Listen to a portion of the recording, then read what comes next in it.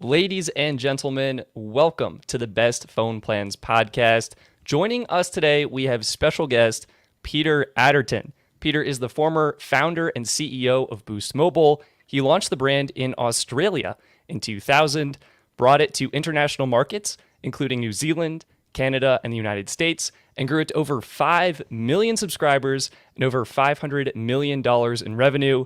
Today, Peter continues to be a key player and innovator in the wireless space as he is working on his new carrier, MobileX, which will apparently disrupt the industry. So, Peter, welcome to the show. How are you doing today? Good. Thanks, guys, for having me. Always love getting on and chatting about the mobile space. I got to say, Steph, is that a single bed in your room there, or is that a double bed? It's actually a queen.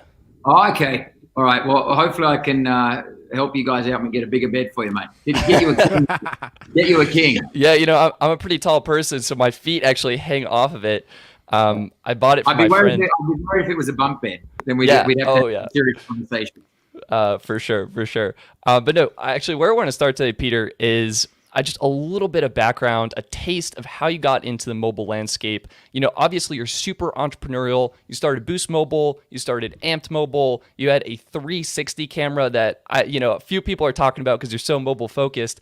But typically when you're entrepreneurial, you see a problem and you see that you have an opportunity to offer a solution. So my question is, what was the problem you saw and what were you trying to solve with Boost Mobile when you first launched it? Yeah, it's a great question. I was actually owned and operated one of the largest marketing companies in the world. We actually looked after KFC, Pizza Hut, Taco Bell. And one of our clients in Australia was a company called Optus Singtel. And it was a small carrier. It had just kind of started. This was back in 1999. It had just started. And when I walked in and we were looking at marketing for the carriers, they were basically dragging a fishnet along. And they were picking up everyone from basically 15 to 75, right? There was a small silver clam. They'd send you on your way, ask if you wanted insurance for your phone, and that was it. And I started thinking about how mobile was going to change the way that we lived and the portability of how we lived. And when we used to do market research with Pepsi, the phone started to become more and more important. The mobile phone started to become more and more important on the radar. So I went into the carrier and I said, hey, how are you guys talking to the youth market? And they said, oh, we don't. We're just basically talking to everybody.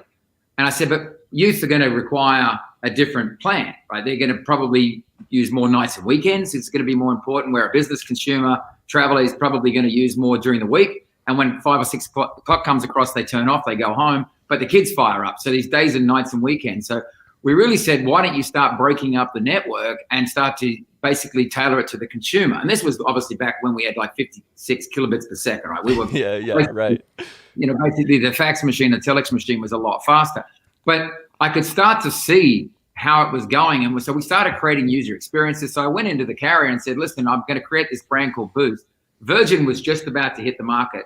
I said, I'm going to create a brand called Boost. And it's basically, and Boost, by the way, is about boosting air. If you've ever talked to a surfer or a skateboarder, the term boost is basically you boost into the air. And if you look at the icons are 2 ramps or 2 waves. It's everything about getting. Oh, okay. It's all making sense now. That's amazing. Yeah. So the carrier said to me, great, well, come on and launch this and we'll own it. I said, no, you guys are just going to screw it up. I said, let us run it. Let us operate it as a virtual network. And by the way, I want to do prepaid. And they said, well, no one really cares about prepaid. It's all about postpaid. You got to remember when I started, there's only 49% market penetration in mobile phones. Right now, I've got 130%, right? Multiple devices. So I went, no, let me talk to these customers. And I said that the thing that you do wrong is you treat a prepaid customer like they're basically poor, right? And that they shouldn't be respected and they basically are the last ones you think about because they're obviously 49% market penetration. You're going after the high ARPU customer. You don't care about. So I said, let me play with the prepaid. Let me give the unconnectable the connectability of being able to get on the network. And that's where prepaid was really born. So we were one of the few pioneers in the prepaid space. And we're also one of the few pioneers that didn't treat a prepaid customer. The brand didn't treat a prepaid customer as some credit challenged, poor individual who basically couldn't get a plan. And in fact, I started to convince people that it was actually better to get a prepaid than it was to get a postpaid. And I don't care how much money you earned. So that's kind of how we started Boost. And it was always around the brand.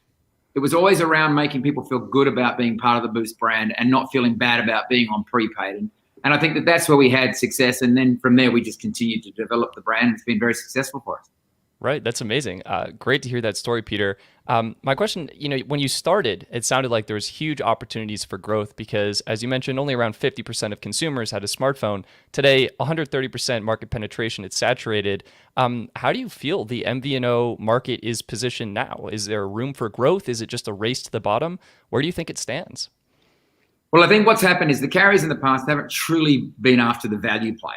Right? They've always been churning off each other to try to get the higher ARPU customer. And what you've seen now is growth stalled and slowed. And what you're also seeing is people are embracing prepaid and these long life plans as more of a mainstream. And so what you're seeing the carriers now do is around the globe is start their own smaller brands, their own value brands. If you look at what's going on throughout Europe and Asia Pacific, you're seeing Vodafone and Singtel and Telstra, and you're also seeing it in the US where they're starting their own brands and they're acquiring brands, the value brands, obviously with the potential sale of Verizon, Boost being bought by Sprint, Metro being bought, Cricket being bought by AT&T. So you're actually seeing consolidation, which is bad for MVNOs, because in order to be successful in any business in the mobile industry, you need scale. Why do you need scale? You can't negotiate good wholesale deals if you don't have scale. If you don't go to the carrier and go, I've got 2 million customers, 3 million customers, now this is the rate that I want, you cannot demand the scale, and thus your model starts to turn upside down. And so the carriers in the past have really ignored the low income, the prepaid, what I call a cash preferred customer, the value customer. And now they're looking at it going, well, hang on, we need growth. So we're now putting our arrows towards them. And so I think it's gonna be very hard for MVNOs. And this concept of, niche, right? I hear a lot of MVNOs talk about, niche. I'm not interested in a niche market, right? When I set up Boost, I wasn't interested in going after a niche market. I wanted to go after half the customer base because half the customer base was on prepaid. So I want 50% of the market. We're going after wide scale. And I think you have to have that approach as an MVNO to be successful. Otherwise, most of these MVNOs have been around 10, 15 years, and most of them have got sub 1 million customers, right? Right, so absolutely. You look at Consumer Cellular, I think it's got 4 million customers. And they've been going since the 1996 Telecoms Act, is when they basically came in, right? So since 1990. So like just a couple years, you grew Boost Mobile to have more subscribers than Consumer Cellular has today. Well, when we started Boost, it was ironic because I had a bet with one of the guys at Nextel. I said, hey, I'm going to do X amount of revenue in the first year. And he looked at me and he said, you do that revenue in the first year, Pete, and I'll take anywhere in the world to lunch. Still owes me that lunch because we basically lit up the network. It was so popular that we actually started shutting down the IDAN network. It was so popular. We were loading it up so hard with so many people that it literally was a runaway success, and the growth was just tremendous, and we couldn't slow the growth down. So, but what that was it was a differentiation. We had what I loved, which was the push to talk. You boys might not remember it. I remember. Dennis remembers. When I first came to America, I had a choice, by the way, with Boost. I was talking to guys at Verizon, and I was also talking to the guys at Nextel. And the interesting story is that Nextel had got this close to doing a deal with Virgin. And they went over to London. They were about to sign a deal with Virgin Mobile.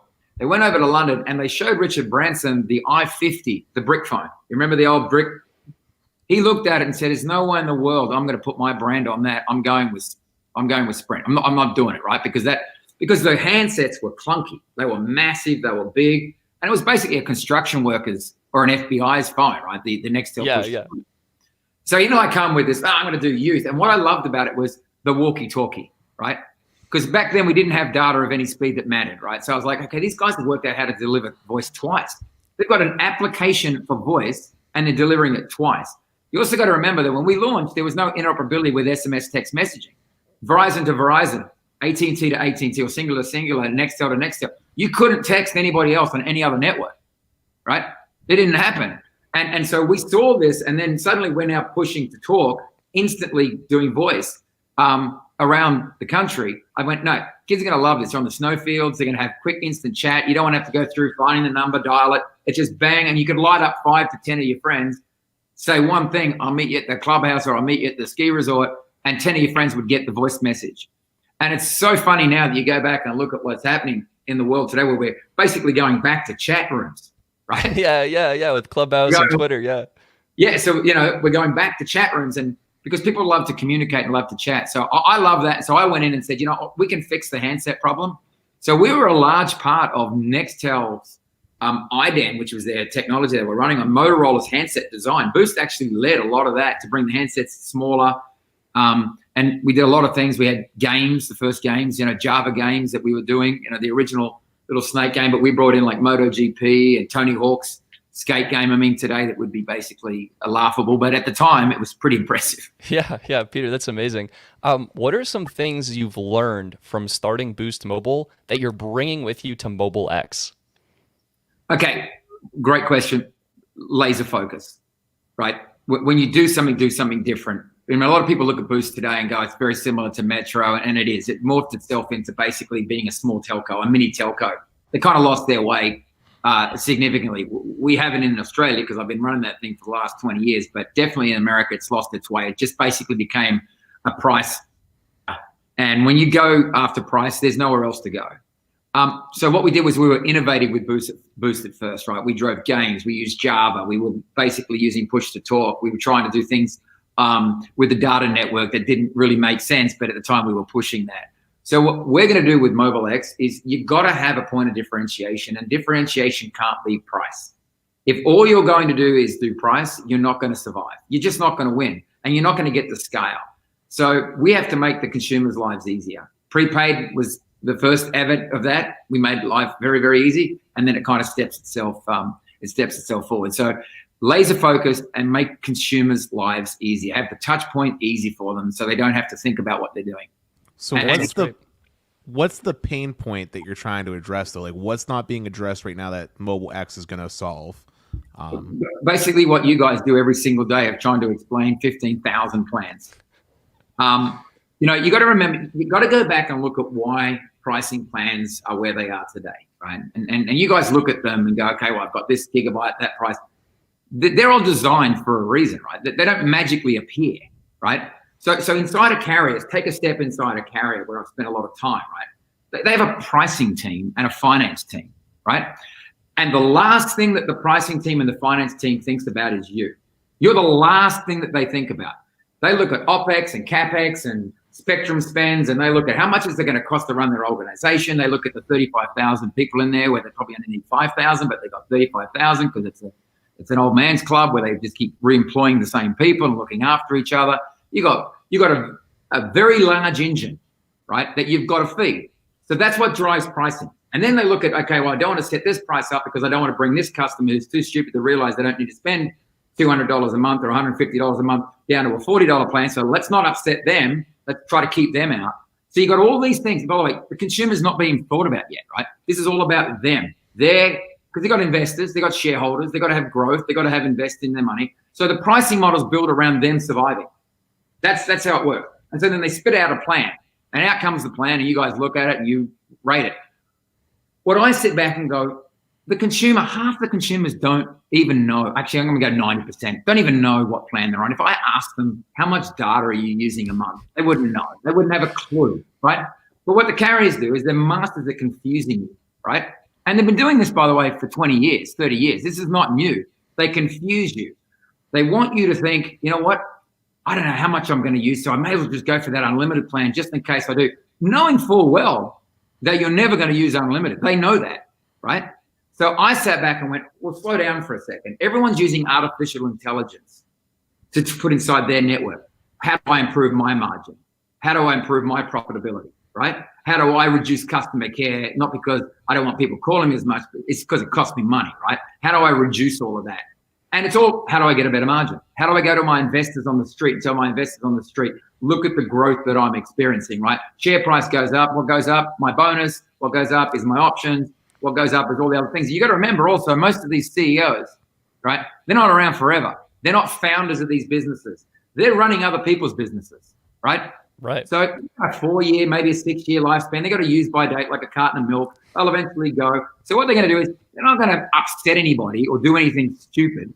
As long as they continue to keep that growth going, they get their bonuses. So that's the mentality. And so when I come into this, I go, no, that's not my mentality. My mentality is give the consumers what they want. Take artificial intelligence and put it on the side of the consumer. Have the consumer be the pricing model. Have the consumer be the finance team. You tell us what you need, and then we'll provide that. Will we have a rate plan? No. It's going to be very hard for you guys because you're going to sit there and go, it's going to be a very quick show when you do MobileX, because we're not going to have a rate plan. Everyone's going to have their own plan. Everyone's going to have their own experience. So that's what we're trying to do differently. And it's funny because I talk to people and they're like, holy cow, Peter, that's incredible that we're only going to pay for what we basically need and what we use. And we're going to tell you what we need. We're going to let you get to know us before you try to sell us something. I go, yeah, that's what every other tech company in the world does, except for wireless. These guys are still stuck in the old days. If I came to you and said, your electricity bill, it's $200 a month. And you go, well, what if I don't use $200 a month? Oh, no, it's still $200.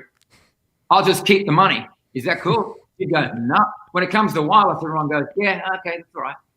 So if I'm following you correctly, Peter, and I don't want to put words in your mouth, but basically what you're describing sort of sounds like what Google Fi is doing. Basically, I pay a flat rate for the unlimited talk and text, and then it's like X amount per gig, basically, in a nutshell.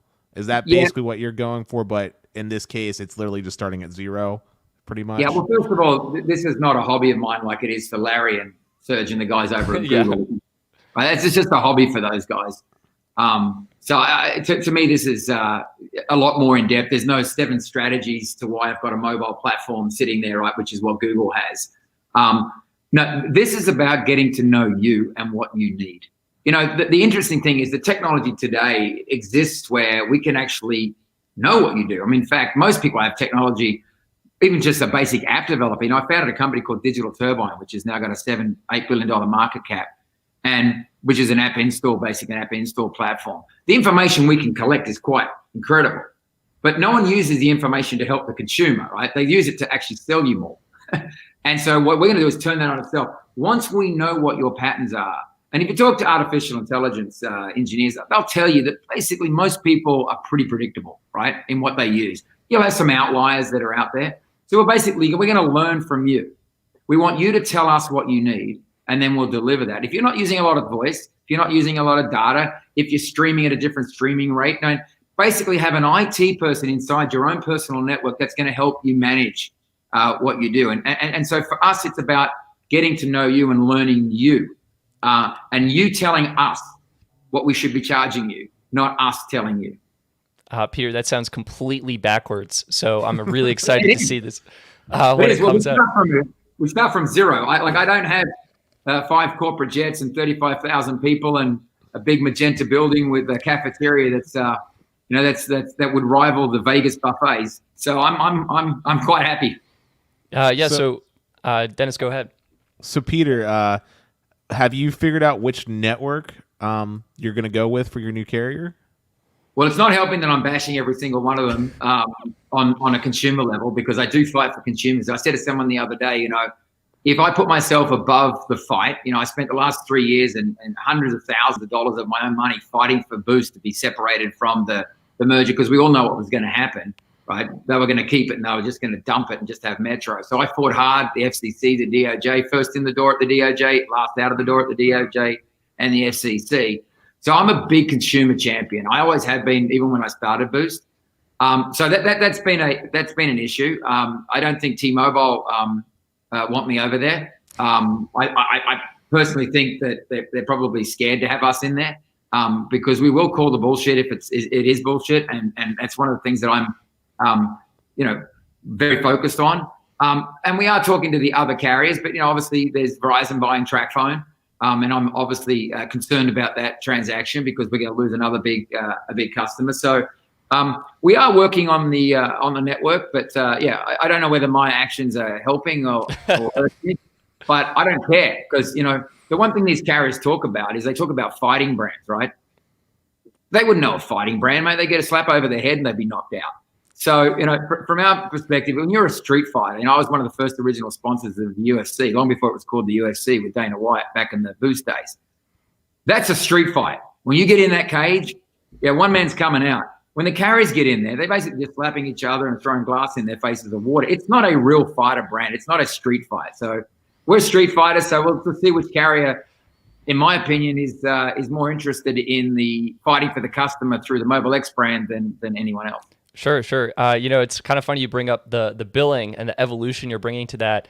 I've noticed from stories on Reddit and from people I've talked to that AT&T's billing system is archaic and ancient and doesn't always work properly. So I think it would be humorous and somewhat ironic if you were able to slide in there on the AT&T network and kind of solve that for them.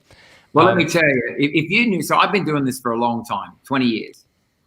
The billing platforms that these carriers use are terrible. I don't even want to know. Oh, no. You don't want to know. So if I want to change a plan, right? If you're a carrier today and you want to change your plan. It's easy, right? You just, click a setting and you're done? No. Yeah, that's easy. And just reboot it and you're off running. The process to do it, you guys would fall over backwards, the time that it takes.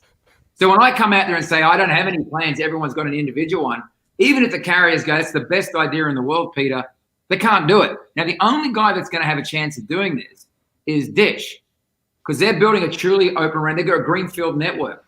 Their software platform that they're building is going to allow them the flexibility. And so, I've been harsh on Dish as well, obviously fighting for the consumer, but where Dish can nail this, if they get it right, in my opinion, is they will have the flexibility that no other carrier has in billing and pricing. And so I think that that's really going to be important. Like a carrier can't run a Thanksgiving sale day, right? Where they can't, right? They can't do it specifically down. So that's one of the biggest legacies that the carriers have is the billing engine. They just got to do it in buckets. And the fighting that we have in trying to get the pricing right, it's a nightmare. And by the way, the MVNEs are no different, right? So MVNOs have built these platforms. They're no different. They still sell buckets. So what we're doing, I will tell you this, that the hooks into the carriers that we require to run the MobileX platform has never been done before. So the carriers that we're working with, all I ever hear from them and our engineering team, and I got a lot of engineers on this, all I hear from is, wow, we've never done that before. Wow, we've never done that before. And so we do require a very different hook into the networks that I'd say 3 years ago probably would not have had a start.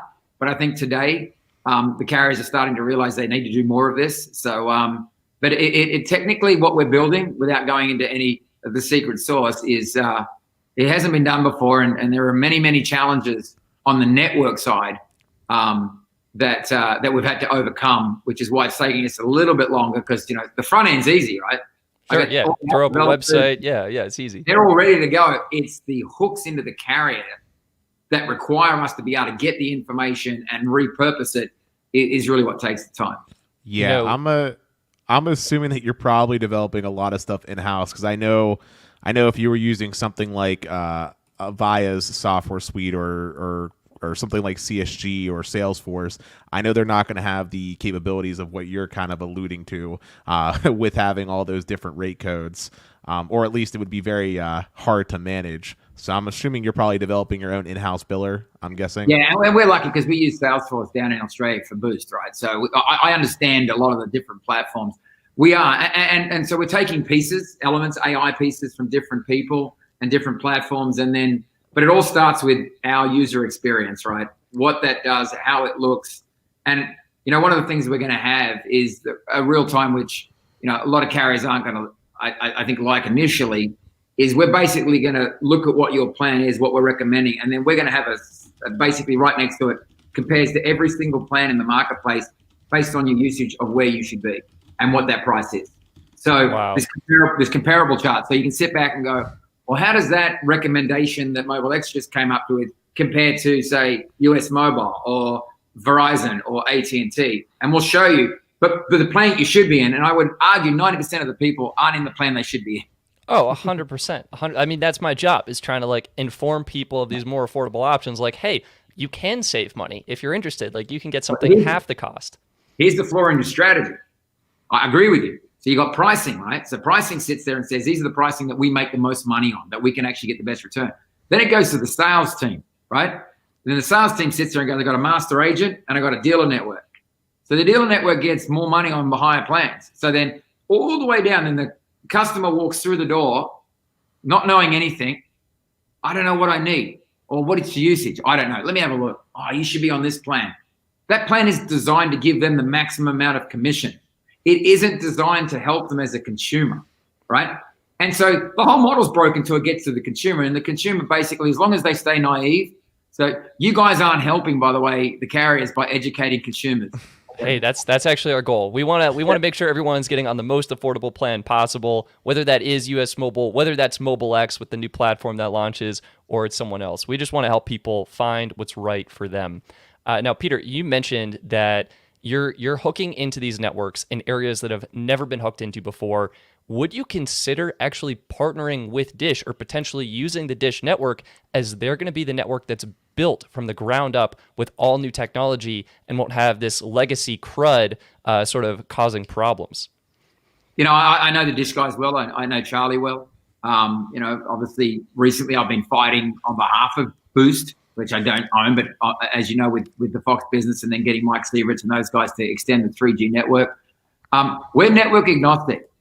I would love to do a deal with Dish when Dish has got the scale to make sense, when the network's up and running. Absolutely. Again, the platform is built network agnostic, whether it's Wi-Fi, 4G, 5G, satellite, it doesn't matter to us, right? We basically, as an example, if you're leaving, and you're leaving New York as an example, and we've got access into your calendar, I can look at your travel and basically connect you all the way through to Los Angeles. So you don't have to sign on to GoGo in-flight. I've already done that for you. You don't have to sign on to the airport Wi-Fi. I've already done that for you. You don't have to sign in at LA. I've basically taken your whole trip and basically put that together for you. And so your connectivity is through MobileX right the way through. You get into the hotel. I know you're staying at the Marriott. I've already signed you into the Marriott. So we basically are agnostic when it comes to connectivity. So it doesn't matter. We can connect you into multiple pipes along the way. So Dish would be a great partner. But I'm super excited about what Charlie and Dish are going to do. If they can pull off what they're saying they can do, there's a question mark there. And I think it would be unfair not to have that question mark. But if they can really rival the big guys. Yeah, no, I completely agree with you. And what you just described sounds incredible, where you have this seamless transition between Wi-Fi hotspots, being connected, GoGo in flight, and then getting cellular where you need it, and finally arriving at your destination. Is that one of the ways?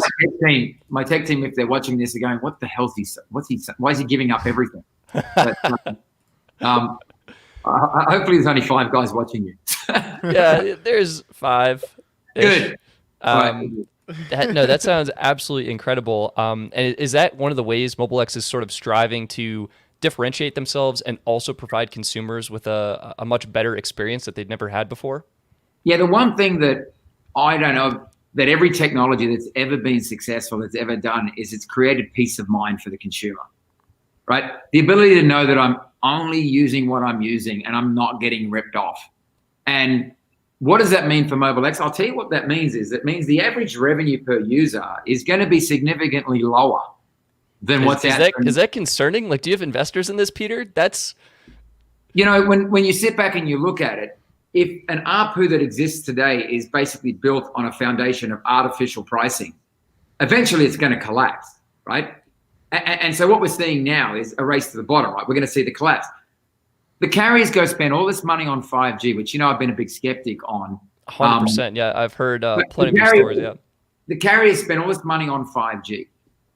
And they talk about the killer app. There is no killer app. I've asked every major CEO, and they can never tell me. And if I hear one more thing about an autonomous drone, car, flying boat that's going to do robotic surgery, I'll basically lose it, right?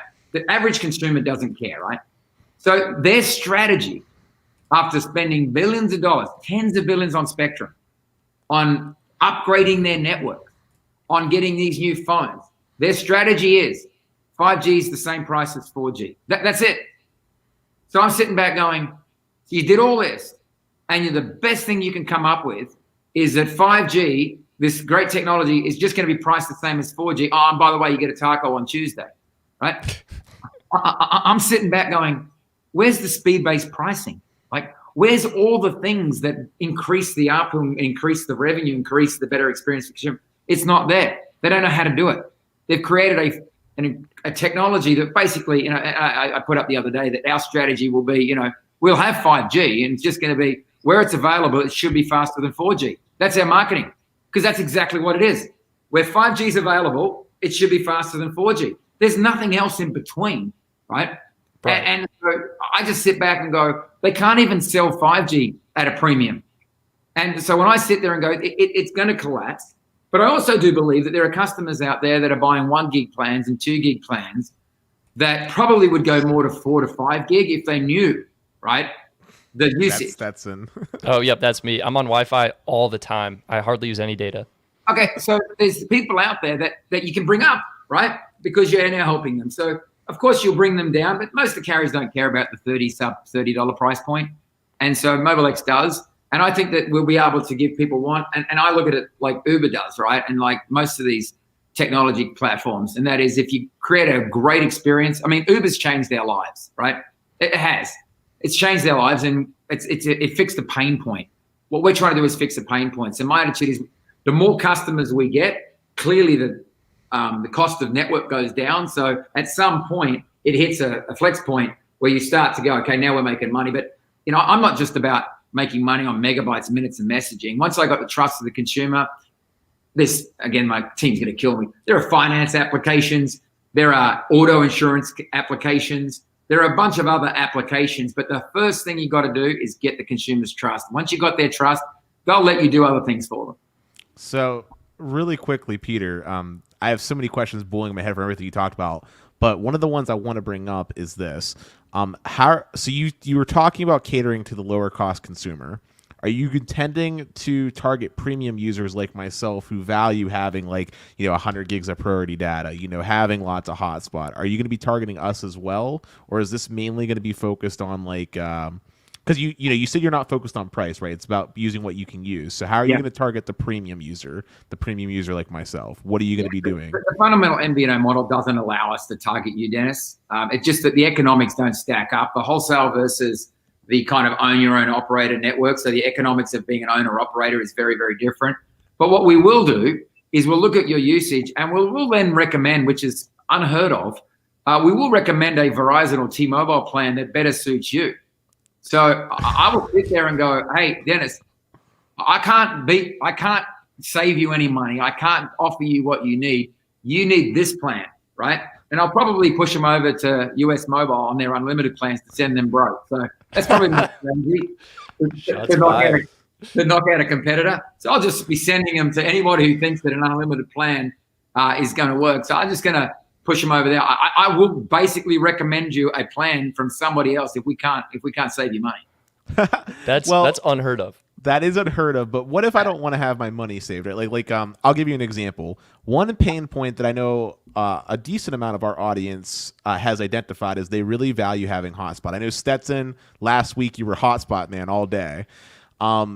And one of the things we've always talked about is how most carriers will have some arbitrary amount of data, 15 gigs, 30 gigs on their hotspot before they throttle it or stop you from using it. With your model, though, it sounds like it's, every gig you use is going to be a flat cost. Are you going to let consumers use that data however they please? Like if I want to pay you, I don't know, $100 for 100 gigs, can I use it all as hotspot? Or are you going to kind of control how I use my data?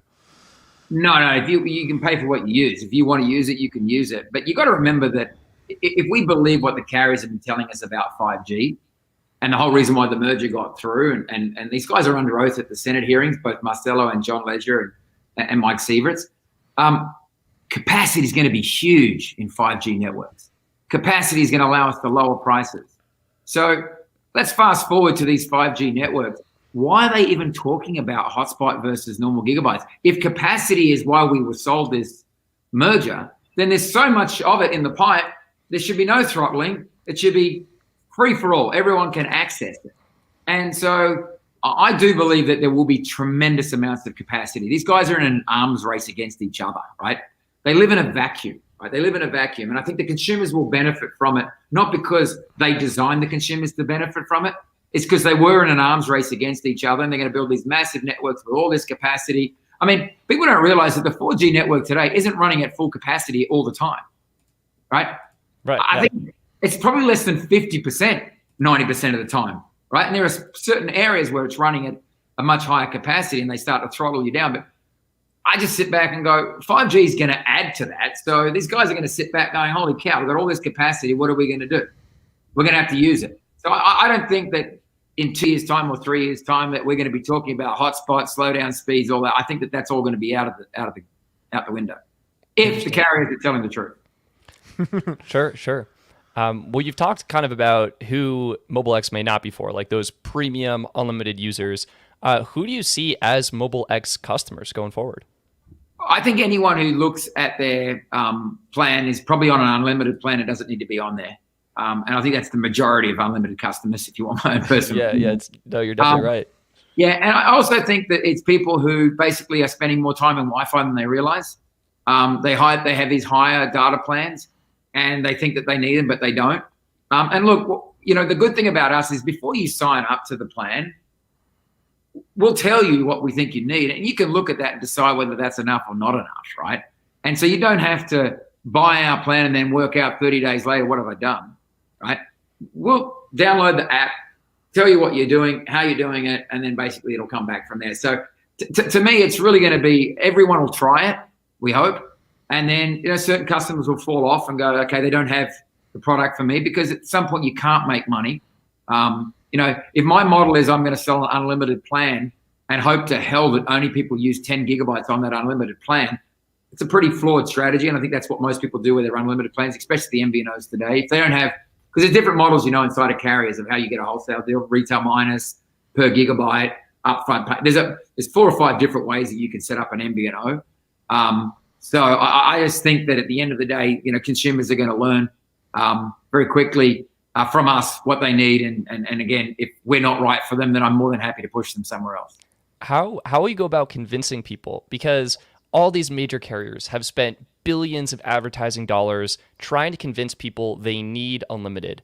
How will you go in and convince these consumers that rightfully don't need unlimited, that they actually don't, and they're using less? What's going to be your strategy there to sort of re-educate them on their data usage needs? Well, there's 2 education processes, and that is that the term unlimited isn't unlimited, right? And in any other country outside of America, if you took the unlimited term and put the conditions onto it, you would never get to be able to use the term unlimited. So one thing is I'm working hard on the FCC and the DOJ to try to get them to re-clarify what actually unlimited is, right? Because it's basically a bullshit clause majority of the time. Right? Unlimited truly means there are no barriers, right? There are no barriers. You don't go to an unlimited buffet and after 2 meals, they take you to the rice section. So that's all you can have, right? You can only have rice now. So I sit back and go, so we've got to fix that. The second side is it is an educational process of re-educating the consumer, probably even more going one step further, unbrainwashing them, right? What they need. But I think that it's going to be word of mouth. Will it go like this when we first start? No, it'll be, what are you paying? Oh, have a look up. Oh, well, how come you're paying so little, right? So I think it's going to be word of mouth. The other thing for us, which is a challenge, but it's also an opportunity, is when you walk past a dealer or a retailer, there's not going to be 4 lines for $25. There's not going to be when you see a MobileX thing, it's basically going to be, I bet you don't know how much data you're using, or how can we tell you what you need before we even know who you are? So there's going to be a very different approach to marketing because we don't lead with a price offer. Right? And that's very different, right? Very, very different for consumers. And I think it's going to spark their interest to go, well, what are these guys talking about, right? So if you're not leading by price, right, what's the feature then that's going to catch my attention? Like if I'm the everyday consumer right now, I'm walking down the street because we're done with COVID, right? And I see one of your banners, right? What's the feature that catches my eye that's like, wow, maybe I should think about you? Is it like some free Netflix goodie? Is it like, what is the feature? I can't give you everything. I've probably given you 85% more than what my team would like me to give you. So I can only imagine the calls I'm going to get after this. Sorry. No. Look, I'm a very open person, right? And sometimes that's good, and sometimes that's bad. In this instance, it's probably bad. But I'm very excited about how we're going to market this. And again, I'm not interested in going after MVNOs, right? I want to bring the big dogs down, right? Some of the things we've got planned on a marketing level. I think we can outmarket T-Mobile. Look, let's make no mistake. T-Mobile has done the best in branding. But by the way, they came from a very low gene pool. Let's be honest. They were in the carrier business. If they were running an energy drink business or anything else, they'd be in real trouble with the big cowboy hats and the constant smiling and the media trained robotic CEOs they have running those organizations. So they're very, very on point, and they are cool. by the way, in a very uncool industry. And I give them that. But I think we can really go toe-to-toe with them, and I think we can actually create something that's very different. You know what? Because we're real. It's not manufactured, right? I don't have 18 media people behind me trying to train me. And you saw that with Mike Sieverts on Fox Business, right? When he basically was asked a question that wasn't on point with 5G and he couldn't answer it with 5G is going to save the world, he lost it, right? And he started making stuff up, right, about the churn rate of a Boost customer, which no one believed.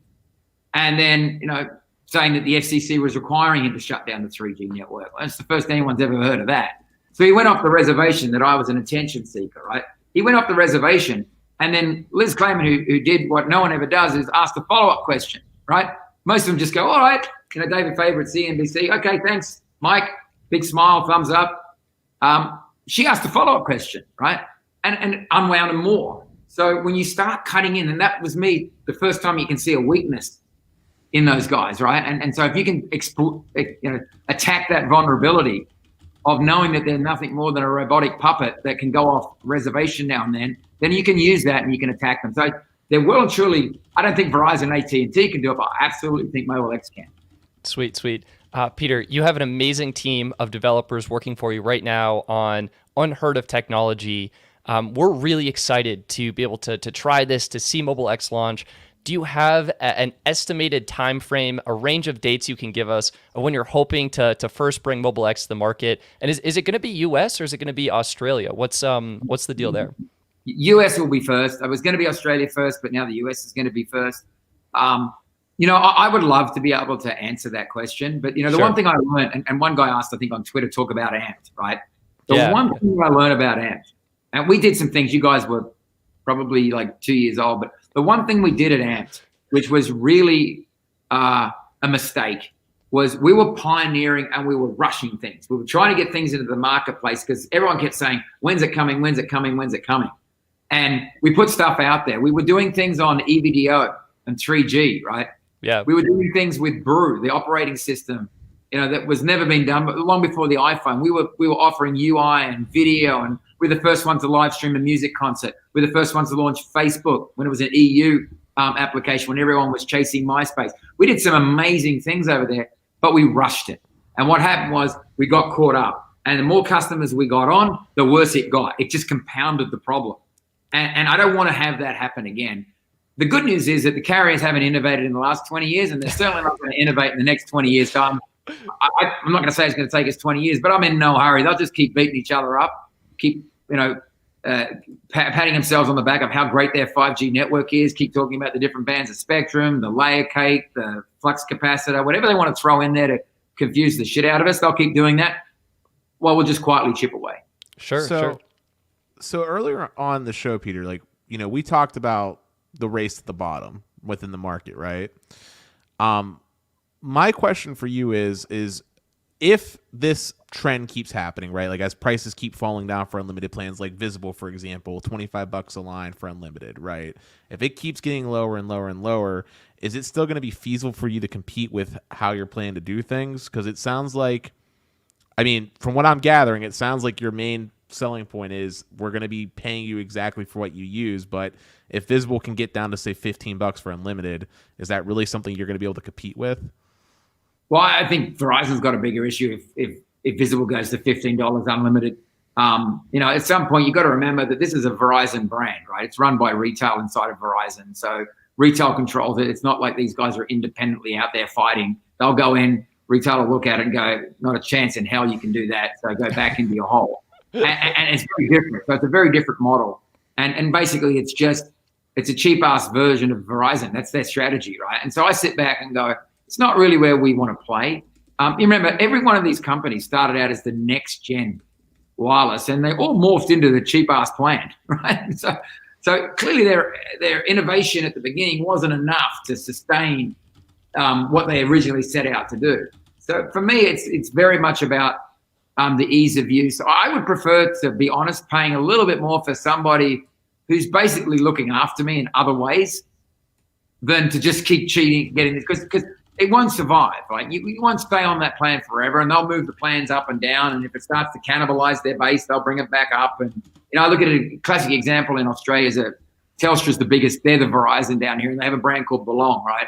And so Blong went into the marketplace and offered this $10 plan, this sub $10 plan. And by the way, they came to us at Boost and said, will you guys do a sub 10 plan? I said, no, it's a disaster. Don't want them. Don't want a $10 ARPU customer. Not interested. Can't make money on them. They went and did it. Complete and utter disaster. They stopped it 6 months later, 9 months later, because there's two things that carriers look for, right? And this is, again, and sadly, it's got nothing to do with the consumer, right? It's growth. So at some stage, they'll go through a growth cycle, right? Which is net ads. We need to get net ads, right? We need to be showing that we're growing, right? So I'll grow the numbers at all costs. And when they get all those numbers, they go, oh, that wasn't very good. And then we go, okay, now we're going from a value play to a premium play, where T-Mobile's going now, right? So now we're going to try to bring the ARPU and revenue back up, right? And what that means is they might churn some customers off. They're willing to let those customers go. They're willing to let them go because no one can make money on them and nobody wants them. So you got to look at this. I'm lucky enough because I see both sides of the camp, right? So I'm basically like a guy out there who can see what's happening internally and also sees what's happening externally. And none of this is driven by market forces or by consumers, right? This is driven by the carriers. Are we in a growth mode or are we in revenue preservation mode? And they all do it. It's a cycle. So T-Mobile's going through the cycle of growth. Probably not that important. They're trying to shift the investors to say, hey, look at our margins, look at our growth, look at our customers, they're high-value customers. Don't worry about our sub-growth anymore. And then you've got AT&T and Verizon to try to pop up sub-growth with Visible to say, look at our sub-growth.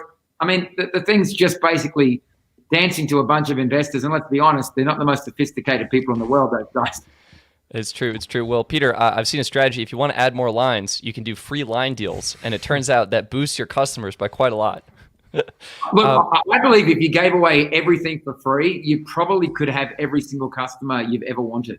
So, but I also don't believe that the carriers have created their own problem with price. They're focused so much on price and not on experience. And now they're trying to go, and that's why they can't sell 5G any cheaper than 4G.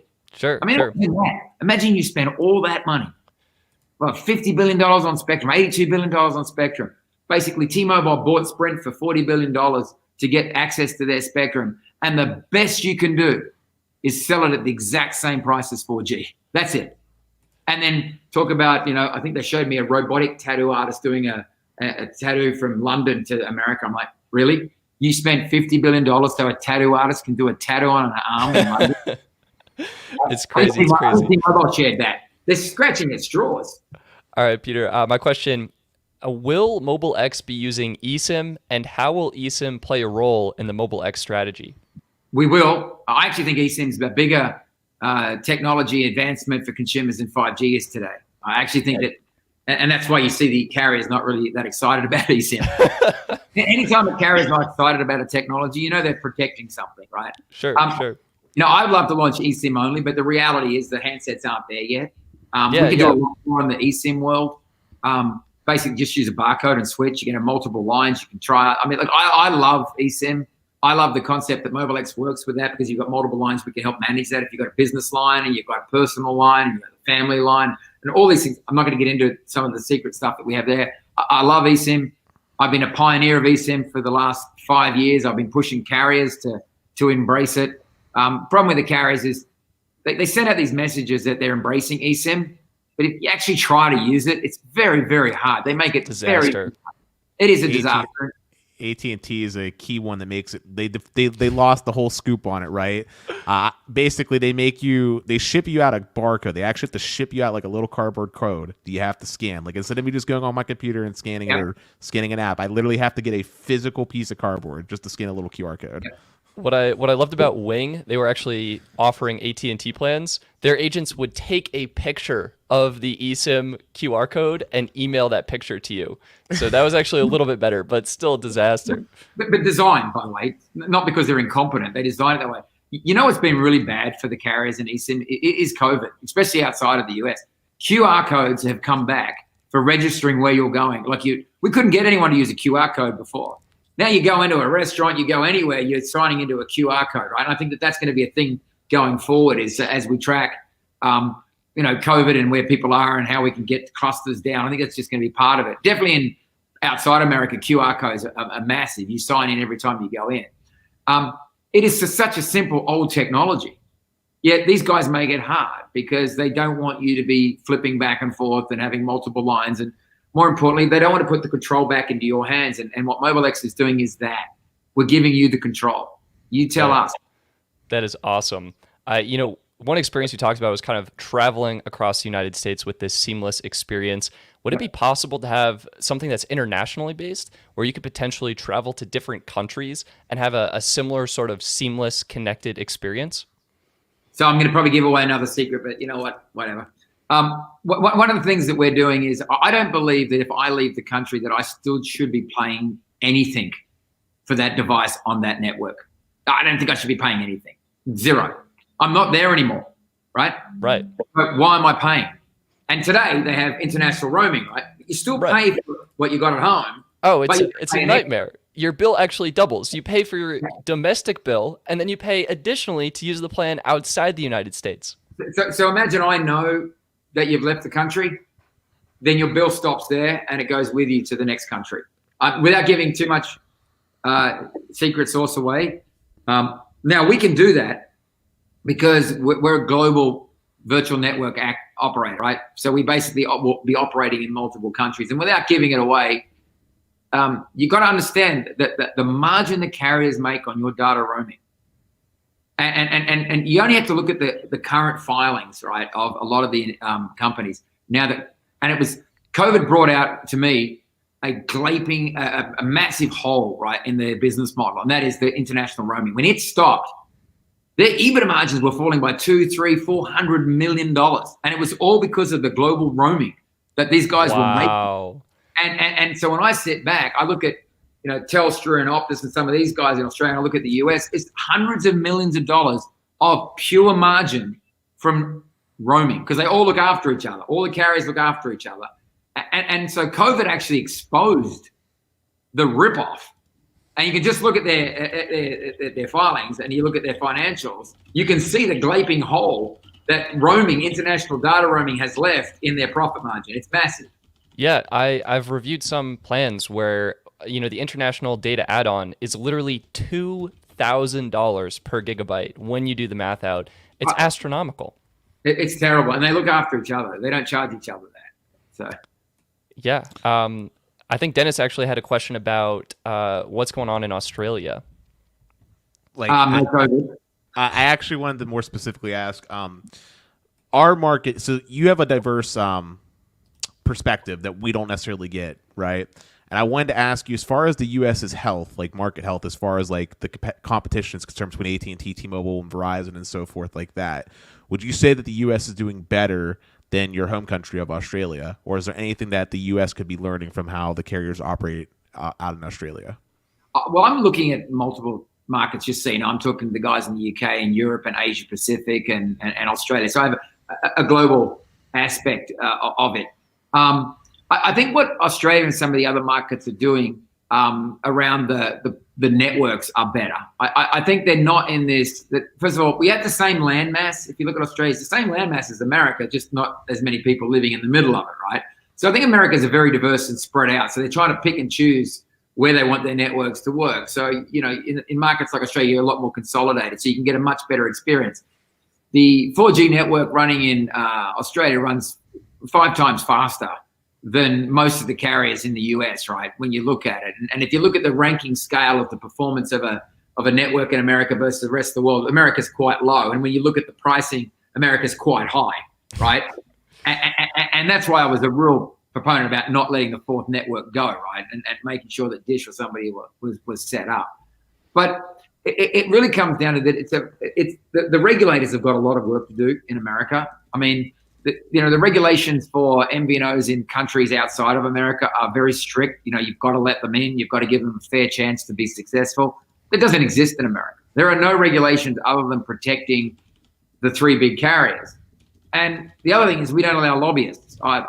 So you can't be Verizon or AT&T and T-Mobile and spend millions and millions and millions of dollars on lobbyists to go in and lobby on your behalf. That doesn't work. We call that a bribe. In where we come from. So, so there's a lot of cultural differences when it comes to regulators, etc. But, I'm hoping that, that innovation, I would love to see Amazon come in. Like, I would love nothing more. There was a research that was done recently and it would ask the generation that's coming through now, who would you like to buy your wireless service off, your mobile service, right? And they put up 5 brands. 3 of them were carriers and 6 brands, and 3 of them weren't. Number 1 was Amazon. Number 2 was Netflix. And I think number 3 was like Facebook, right? And then the carriers fell off. And when they asked the consumer, they said to the consumer, well, why? Like, they don't even offer. Well, we know when they brought a service, it would be as easy to use as it is today, right? And so to see that come into the marketplace, that innovation, I would love. I do believe Amazon's coming in. I do believe they're going to come in fast. You cannot have a mobile play like cable companies, which is an MVNO reselling a Verizon network. They have enough money, capital, that they're going to have the connectivity, the last mile into the home if that becomes wireless. They're going to be in this space. They're not coming in now because they're letting these guys basically spend all this money to build this stuff, and then they will come in. They will come in once the market rights itself. But, to see technology companies come into the wireless space is to me, exciting. Yeah, I agree with you. I think Amazon has a lot of synergy that can play well with like someone like Dish, since they can handle a lot of like, AWS and all that good stuff.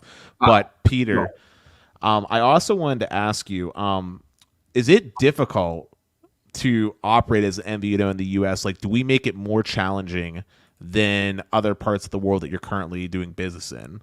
Absolutely, 100%. America is one of the hardest. Now, the sad thing is we lost Sprint, right? And there wasn't an MVNO in the world that Sprint didn't meet that they didn't fall in love with, right? That's true. They loved every MVNO, right? And they gave very good pricing to MVNOs, and wholesale was a very big part of their business. No, it's very, very difficult, and when you got 3 people there, let's just say as an example, me, right? I've been very critical of T-Mobile. Well, now I'm down to 2, right? And I'm being a little bit critical of Verizon, and now I'm down to 1, right? Well, you don't get a lot of leverage when you got one guy to choose from, right? And so I would love to see regulation where the FCC comes in and says, okay, of any given time, 20, 30% of the traffic has to be sold to a wholesaler, right? So you build these networks. They talk about the digital divide, net neutrality. It can all be fixed, in my opinion, by forcing the carriers to have wholesale partners, right? And what happens is if they're not at the 30% by the end of the year, they start giving their MVNOs, hey, guys, here's a bunch of data. Go give that stuff. That's what you need in the marketplace. So it's going to take the regulators to get tough and at least give some support. As an example, if I'm an MVNO, let's just say you're US Mobile and one of your carrier partners says, yeah, we don't want you anymore. There's nothing you can do but basically pack up and go home, right? Now, they'll never do that. I've been around for 10 years. No, they have done that. They did it to us with Boost. They can say to you, we're done. It's not a strategy we want to do anymore. So they can do it, and they will do it if it doesn't make any sense. So that's why you don't see investors come in. There's no private equity coming into the MVNO space in great in startups, right? I know that we're going through that right now. So you got to put your own money in because investors look at it and go, hang on, you got a contract that's going to last 6 months. If they cut you off, you got 6 months of revenue, yet I've got to put all this money up front. And where do the customers go? Well, I've got to migrate into another network. Well, what's the churn going to be? It's going to be 40, 50%. I'm going to lose as they can move them across. I got to find out who they are. ESIM helps. But right now, the model's a very tough model to get funded. And then, Peter, I have another question. A lot of times we forget there is actually another player in a more regional sense in the U.S., U.S. Cellular. I'm sure you're familiar with them as well. Yeah. I was just wondering, is there any reason why you never thought of working with them in particular? Maybe taking more of an approach of having them, working with them to build out their network and just doing a regional play, having that very consolidated market share and just focusing on that. There's your other player. Yeah, I mean, it's a good question. When you look at the platform we're building, I told you it is agnostic to the network. So there is absolutely a chance that we could basically work with them even after we go. But I looked at launching Boost. You've got to be in the areas where the consumers are, right? You've got to be within, the Best Buy range and within the, Walmart range. And so you've got to have a network that's going to work. Because I think the number one reason why I think even during the trial of Boost with the New York State AGs, I think the girl that was running Boost at the time said, we lose most people because they can't get a coverage, right? So it is a critical part of what you do. So I think initially you've got to go with that, but it can be an enhancement on what you're doing. But I think at the end of the day, you've got to have, as much ubiquitous coverage as you can around the country in order just to make your experience work, even if I only sold it in one city, right? And you guys don't remember when Metro PCS launched, I launched Boost around the same time that Metro was coming out with their $40 unlimited plan. Well, they basically took San Diego as a market, and they had Tijuana to the south, they had Camp Pendleton to the north, they had the desert to the west out to Ocotillo, and then they had the ocean. So they had a very captured market, and you couldn't leave. Once you left that market, your phone didn't roam. Well, that was all right at $40 unlimited if you stayed in the market. But once you started to move and customers started to move, they expected that. So I think we've gone beyond those pockets. I do see, if you're a US seller, you really should be on the phone to Dish going, how do we work together? Peter, I'm wondering if you're building a tool that's network agnostic, it doesn't matter, would it potentially be possible for MobileX customers to switch networks on the fly, similar to what we saw Google Fi do with the Sprint and T-Mobile networks? Yeah, classic example. That's not a technology limitation. It's a carrier limitation. I think regulators could help regulate that. Most MVNO agreements are, they say they're not exclusive, but they're exclusive, just to keep the regulators away from them. If we were able to do that, our platform can do that. There are 100 platforms that can do that, cloud-based platforms that are out there today. That's a carrier issue. Wow. I would love the carriers to allow us to do that, because we basically could determine through our platform the best network speed of where you're basically sitting, and then connect you to that network. So it's not just about pricing, it's about the usability. Some have coverage in some areas, some don't have. Ubiquitous coverage across 3 networks would be great. It wouldn't be great for the carriers. I live for the day, by the way, when you make a session call, the carrier is bidding for your traffic, very similar to a fixed line right now. So as you go press the session, AT&T, T-Mobile, and Verizon are all going to bid for your business. And through our platform, that's my dream. I don't know whether the carriers will ever let me get there. Maybe in your lifetime, but maybe not mine. Well, Peter, I'll just say, if you can manage to get all 3 of the networks coverage on one, like through just directly you, that's your selling point for a premium user like myself. I would value functionality like that, because then I could eliminate having like 3 phones in my pocket. Yeah, so you just made the point of why the carriers will never let it happen. They want you to have those 3 phones in your pocket. So I would love to do that. It would make all the sense in the world, but I also appreciate the fact that the carriers do need a margin in order to operate those networks, and to ubiquitously hand it out to someone like us would be very, very hard for them to stomach, and their probably business model wouldn't survive, which means we'd probably be impacted anyway by just not having the investment going back into the network. So we walk a fine line there and not cut them or kneecap them to the point where they can't operate. All right, Peter, we want to be respectful of your time. We really appreciate you talking with us. 2 questions to kind of round off this show. Number 1 comes from a Patreon supporter, Mark. He asks, how did you come up with the name MobileX? That's a great question. So obviously through the whole, ESPN, X Games, it's all about what is your X, what makes you special, right? And so what we wanted to do is MobileX is all about being you. So everyone's got an X factor about them. And I don't care, whether it's an X factor of being a skateboarder or being a musician or being mathematical or being scientific or being a code writer, being an accountant. I don't care. Everyone's got an X factor. Everyone's got a special talent. Some don't know it, but everybody has a special talent. I don't believe there's one person in the world that doesn't have a special talent. And so what MobileX is about, discovering that talent and making you be who you are. And that's why the individual plan that we have is about you. It's not me trying to force it to, Stetson, you to be different to Dennis. It's like Dennis is different to you and you're different to him. So why should you have the same? So that's where the MobileX brand came from.